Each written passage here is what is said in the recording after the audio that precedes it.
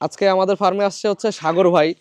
সাগর ভাই, আপনার কাছ থেকে নিয়ে আসা এই যে হোয়াইট জায়ান্ট কটনিক্স ইউরোপিয়ান, এটা আপনি মানে এটাকে এক্সপেকটেশন করছিলেন কখনো যে আপনার এরকম ভাবে সারা বাংলাদেশে ছড়াবে, বা এরকম আপনি কোনো খামারে যাবেন, কারো কাছে আসবেন, তার খামারে এত বড় বড় পাখি আপনি আপনার দেওয়া থাকবে, এরকম এক্সপেকটেশন ছিল কি আপনার? না, এটা আমার আসলে শুরু থেকে এরকম এতটা ছিল না যে আসলে আমি কোথাও কোনো খামারে যাবো, পাখি দেখবো, এমন না। মূলত এই জিনিসটা, আমি তো এক্সোটিক নিয়ে কাজ করি, সবাই জানে। তো এটা সংগ্রহ করছিলাম যে উঠতে পারে না, মানে আমার একটাই শখ ছিল যে পাখি উঠতে পারে না এবং সাইজ বিশাল। আমি চিন্তা করি নাই যে মানে সিরিয়াসলি মানে বাণিজ্যিক ভাবে এটা এক পর্যায়ে চলে আপনার যাবে। খামারের থেকে ভালো লাগতেছে না খারাপ লাগতেছে?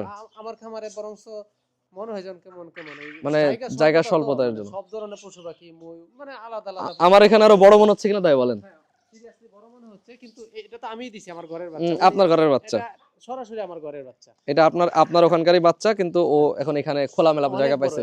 একটা কুয়েল পাখি দুই হাতে ধরতে হইতাছে, তাহলে বুঝেন। এই যে দেখেন, দুই হাতে ধরছি, কোনো আমি কি কোনো করছি? এই দেখেন।